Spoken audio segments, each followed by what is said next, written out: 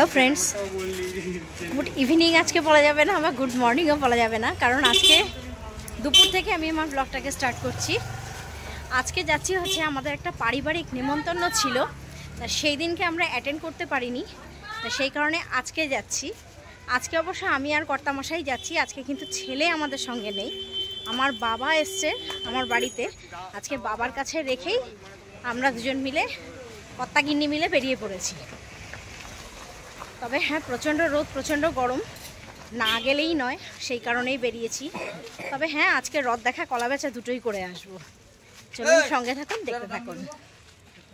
উঠে পড়েছি আমরা বারুইপুর লোকালে, শিয়ালদায় গিয়ে তারপর আবার কথা হচ্ছে।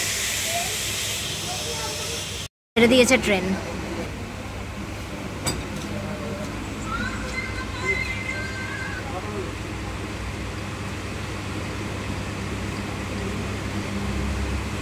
এই যে আমরা এইখানটা দিয়ে আসি প্ল্যাটফর্মে।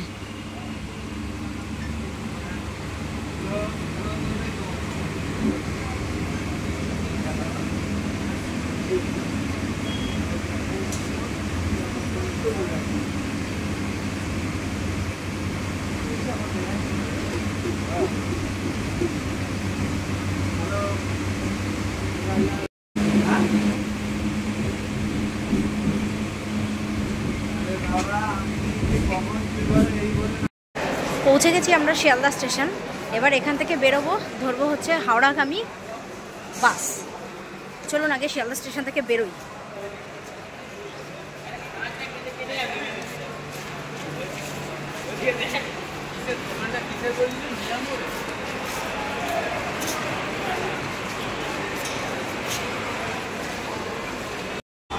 ব্রিজ শেষ হলো, এবার এখান থেকে উঠবো হচ্ছে হাওড়াগামী বাসে। দাঁড়িয়েই রয়েছে হাওড়ার বাস। এই বাসটাতে যাবে? চলো হাওড়া।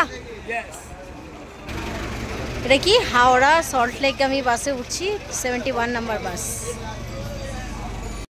উঠে পড়েছি আমরা হাওড়াগামী বাসে। চলুন এবার যাওয়া যাক হাওড়া। পৌঁছে গেছি আমরা হাওড়া স্টেশন। কি যে উঠছে কে জানে, রোদ্দুরের তো চোটে কিছুই দেখতে পাচ্ছি না।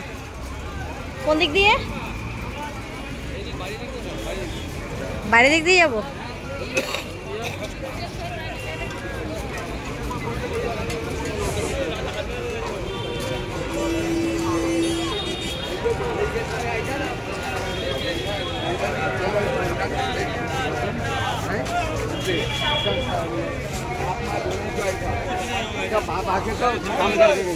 এই হলো হাওড়া স্টেশন।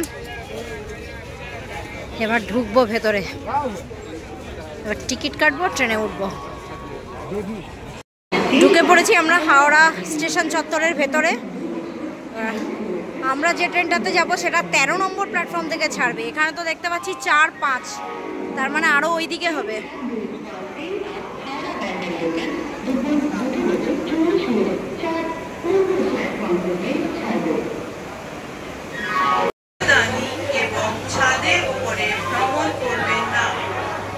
হাওড়া থেকে আমরা উঠে পড়লাম ট্রেনে, এবার অপেক্ষায় আছি কখন ট্রেন ছাড়বে। 2:40-এ ছাড়বে, দেখি। ওই পাশে দেখুন কিছু একটা এক্সপ্রেস ট্রেন দাঁড়িয়ে রয়েছে, কি ট্রেন কে জানে। হাওড়া মালদা, খুব সম্ভবত মালদা। মালদা কি জানি, MLDT, সেটা কি জানি না, কিছু একটা হবে। এক্সপ্রেস ট্রেন দাঁড়ানো আছে। আমরা এখন চলে এসেছি দেউলটিতে। জনপ্রিয় গল্পকার, ঔপন্যাসিক এবং লেখক, কথা সাহিত্যিক শরৎচন্দ্র চট্টোপাধ্যায়ের বাড়িতে। ওনার বাড়ি হচ্ছে দেউলটিতে। আপনারা হাওড়া স্টেশন থেকে ট্রেনে করে আসতে পারেন দেউলটিতে নেমে, দেউলটি স্টেশনে নেমে সেখান থেকে আপনারা টোটো ধরে একদম সোজাই টোটো এসে শরৎচন্দ্র চট্টোপাধ্যায়ের বাড়ির সামনেই আপনাদেরকে নামিয়ে দেবে। 20 টাকা করে ভাড়া নেবে এক একজনের। হাওড়া থেকে দেউলটি স্টেশনের টিকিট হচ্ছে এক একজনের জনপ্রতি 15 টাকা করে। এই হচ্ছে ওনার বাড়ি। ওনার বাড়ির ঠিক উল্টো দিকেই রয়েছে এরকম একটা পুকুর। এবার একটু ওনার বাড়িতে ঢুকে দেখি। এই আমরা এখন ঢুকছি হচ্ছে ওনার বাড়িতে।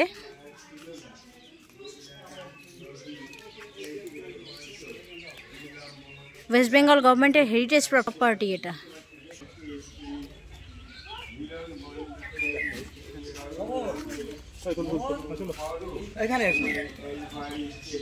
এই হচ্ছে ওনার বাড়ি।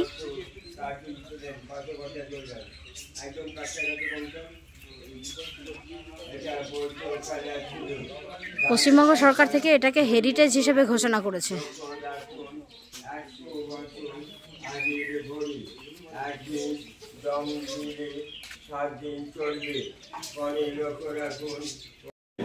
আর ওই সাদা ছবিটার পাশে বাঁধানো ছবি উনি 1926 থেকে 1938 সাল পর্যন্ত এখানে বসবাস করেছেন। আর এই যে চেয়ারটা রয়েছে ওই চেয়ারটায় বসতেন, ওই টেবিলে খাতা রাখতেন, সোজা জানালাটা খুলে যেতেন। তখন বাদশাহ পাঁচিলটা ছিল, রূপনারায়ণ নদী ক্ষেত দিয়ে বইতো না। লাঠিটা লক্ষ্য রাখুন একদম কোণে রয়েছে। জুতোটা দেখুন কাঁচের ভেতর সুতো দিয়ে বাঁধা রয়েছে 2 নম্বর র্যাকে। ওনার নিচে যে মৃত্যুশয্যায় ছবিটা রয়েছে ওনার দ্বিতীয় পক্ষের স্ত্রী হিরণময়ী দেবী। শরৎচন্দ্রের মৃত্যুর পরও হিরণময়ী দেবী বাড়িতে 23টা বছর কাটিয়েছিলেন।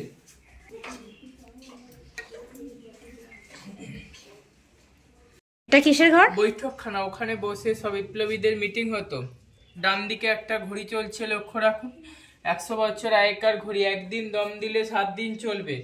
আলমারিতে যে বইগুলো রয়েছে উনি পড়াশোনা করতেন। আর সোজা যে ছবিটা রয়েছে সাদা ফ্রেমের পাশে বাঁধানো ছবি, ওটা নাতিনাথ বইয়ের ছবি। সামনে সোফা, উনি বসতেন, ওটা বেলজিয়াম কাচের আয়না। এই সোফাটায় উনি বসতেন? ওইটা সোফাটায় উনি বসতেন। আর সোজা যে ছবিটা রয়েছে সাদা ফ্রেমের পাশে বাঁধানো ছবি, ওটা নাতিনাথ বইয়ের ছবি। আচ্ছা, আর ওটা কি? ওই হুকো? ওটা গড়গড়া, তামাক খেতেন উনি। তার পাশে ওটা ভালভসের রেডিও রয়েছে। আচ্ছা আচ্ছা। এইটা চিকিৎসা ঘর। উনি বিনা পয়সায় গরিব দুঃখীদের হোমিওপ্যাথি চিকিৎসা করতেন। চরকা রয়েছে, লক্ষ্য রাখুন হাওড়া জেলা কংগ্রেসের প্রেসিডেন্ট ছিলেন তখন। জাতীয় কংগ্রেসের সিম্বলটি যে চরকা, ওই যে ইজি চেয়ারটা রয়েছে উনি বসে চিকিৎসা করতেন। গরিব দুঃখীদের বিনা পয়সা হোমিওপ্যাথি চিকিৎসা করতেন। উনি ময়ূর পুষতেন। এখন ময়ূর এখন ময়ূর রাখা নিষেধ, তাই ময়ূর রাখা হয় না এই খাঁচাতে। রাধাকৃষ্ণ ঠাকুর রয়েছে শ্বেত পাথরের মূর্তি। চিত্তরঞ্জন দাস যখন দেশের উদ্দেশ্যে অ্যারেস্ট হয়ে গেছিল ওনাকে দিয়ে গেছিলেন। সেই ঠাকুরটা আজ নিত্য পুজো হয়, চিত্তরঞ্জন দাসের বাড়ির ঠাকুর। আলমারিতে ওষুধ রয়েছে, লক্ষ্য রাখুন রাধাকৃষ্ণ ঠাকুরের পাশে ওটা লক্ষ্মীর হাঁড়ি রয়েছে। আচ্ছা আচ্ছা।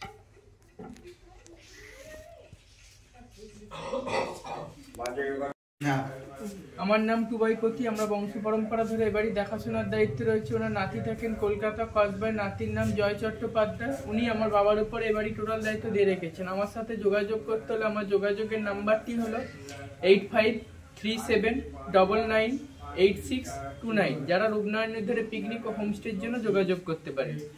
এটা ধানের গোলা, ধান থাকতো। আর টালির চালের ঘরটা হচ্ছে ঠাকুর ঘর। আর তখনকার দিনে বাথরুমটা হচ্ছে বাড়ির বাইরে। এইখানে রান্নাঘর ছিল দোতলা। 78-এর বন্যা রান্নাঘরটা পড়ে যায়, তারপর রান্নাঘরটা তৈরি হয়নি। এই ফাঁকা জায়গাতে দোতলা রান্নাঘর ছিল। আর এই যে সিস্টেমটা করা রয়েছে এটা হচ্ছে ভাতের ফ্যান গলানোর জন্য সিস্টেম। যেহেতু রান্নাঘর এইখানে ছিল এই সিস্টেমটা হচ্ছে সেই জন্য। এইটা হচ্ছে বিপ্লবীদের সেই পালিয়ে যাওয়ার রাস্তা, গোপন রাস্তা, ব্যাকডোর, সবুজ রঙের গেট। এটা হচ্ছে বিপ্লবীদের সেই পালিয়ে যাওয়ার রাস্তা। এই রাস্তাটা দিয়ে বিপ্লবীরা পালিয়ে যেত। আচ্ছা, উপরে যাবেন, উপরটা হচ্ছে শুধু বেডরুম আছে। আচ্ছা, উপর দিয়ে এখন আমরা উঠছি। উপরে হচ্ছে শরৎচন্দ্র চট্টোপাধ্যায়ের বেডরুমটা আছে। চলুন সেটা আপনাদেরকে একটু দেখিয়ে নিয়ে আসি। দেখুন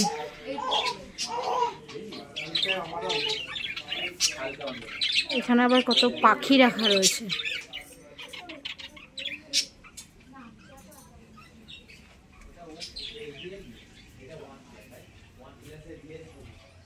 এইটা হলো ওনার বেডরুম।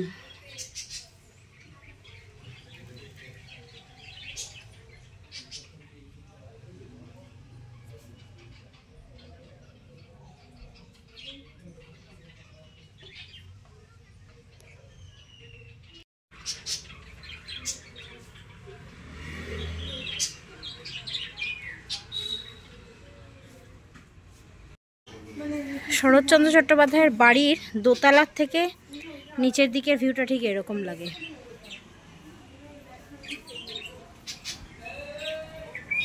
এখানে ঢোকবার কোনো রকম কোনো এন্ট্রি ফি কিছু নেই, এমনিই আপনারা আসতে পারেন।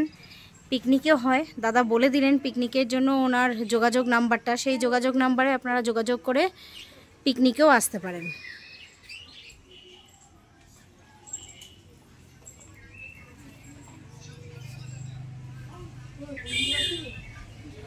দেখুন বন্ধুরা, শরৎচন্দ্র চট্টোপাধ্যায়ের বাড়ির ঠিক সামনের দিকেই আর একটু এগোলে পরেই এটা হচ্ছে রূপনারায়ণ নদী।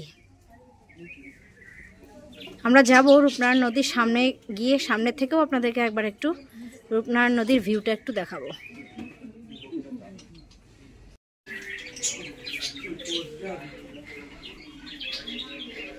রিলেটিভের বাড়িতে এসে বেশ ভালোই হলো, একটু দেউলটিটা দেখে যেতে পারলাম।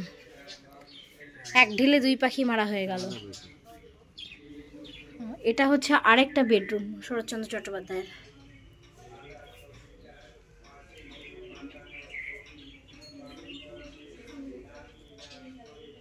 টালির চাল তো দেখুন, অসম্ভব ঠান্ডা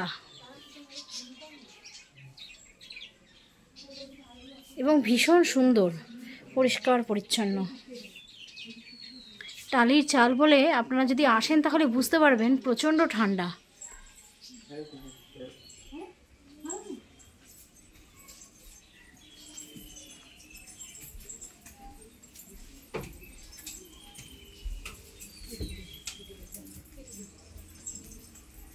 দেখুন এই রেলিংগুলো সমস্ত কাঠের, সব কিছুই কাঠের এখানে।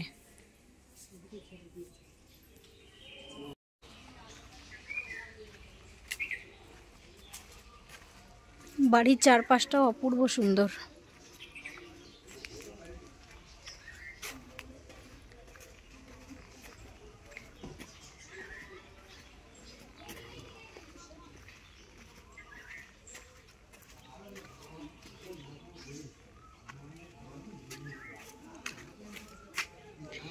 কেওড়াতলা মহাশ্মশানে ওনাকে দাহ করা হয়েছিল।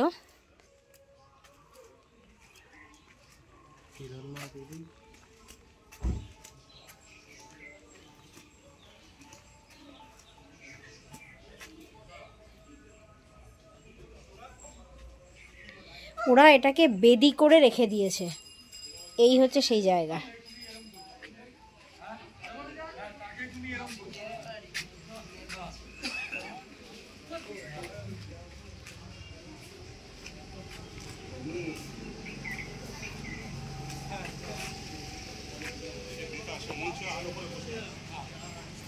এই তিনজনারই ছাই দাহ করবার পরে ছাই এখানে নিয়ে এসে রেখে এরকম বেদি তৈরি করে দেওয়া হয়েছে। এবারে আমরা বেরোবো, বেরিয়ে ডান দিক দিয়ে গেলে হচ্ছে পড়বে রূপনারায়ণ নদীটা। আচ্ছা বলছি যে স্বামী বেদানন্দেরও একটা বেদি, স্বামী বেদানন্দকে আর প্রভাষচন্দ্র চট্টোপাধ্যায়, ওনার নামটাই কি ওই স্বামী বেদানন্দ লেখা রয়েছে? আচ্ছা, আর হিরণময়ী দেবী দেখলাম ওনা শরৎচন্দ্র চট্টোপাধ্যায়ের দ্বিতীয় পক্ষের স্ত্রী, মানে ওনাদের তিনজনেরই ছাই ওখানে বেলুড় মঠে ওনাকে দাও, হিরণময়ী দেবীকে ওখানে দাও। আচ্ছা, আর শরৎচন্দ্রকে তো কেওড়াতলাতে দাহ করা হয়েছে। আচ্ছা আচ্ছা, এটা হচ্ছে ভিজিটার্স পার্কিং এরিয়া। আপনারা যদি গাড়ি নিয়ে আসেন তাহলে আপনারা গাড়ি এখানে পার্ক করে রাখতে পারবেন।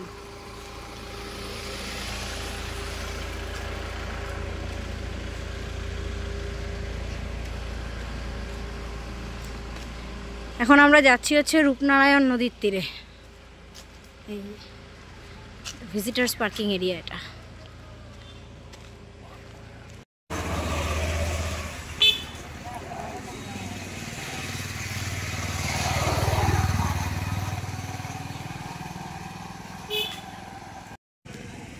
আমরা এখন এই পথ ধরে চলেছি রূপনারায়ণ নদীর তীরে।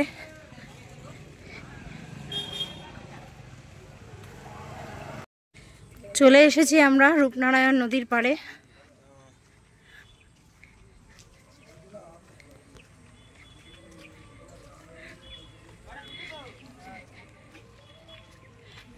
দেখুন এখানে আবার নদীর পাড় দিয়ে এরকম বাচ্চাদের জন্য খেলনা নিয়ে বসেছে।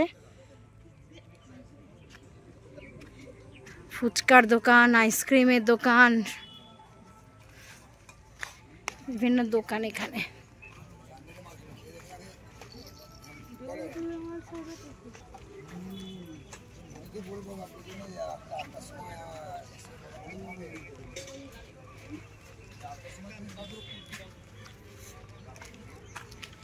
এই হলো রূপনারায়ণ নদী।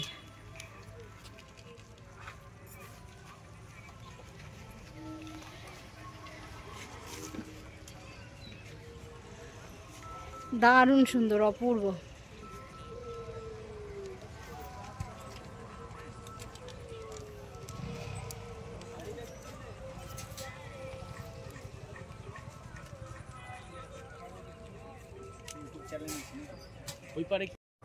রূপনারায়ণের পাড়ে দাঁড়িয়ে একটু কি ফটো সেশন না করলে হয়?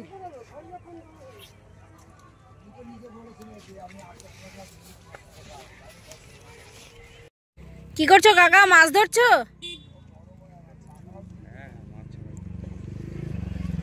মাছ ধরছে রূপনারায়ণে।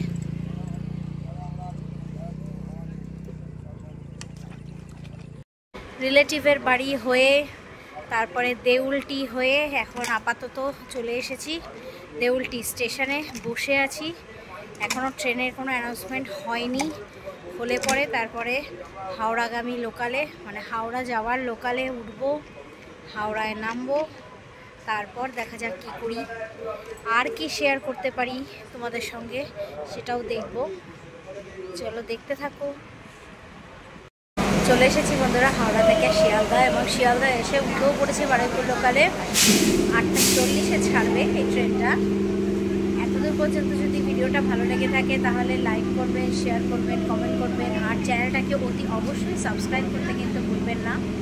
আবার আপনাদের সাথে দেখা হচ্ছে আগামী কোনো একটা ব্লগে। ভালো থাকবেন, সুস্থ থাকবেন, আর অতি অবশ্যই আনন্দে থাকবেন। আজকের মতন এখানেই টাটা।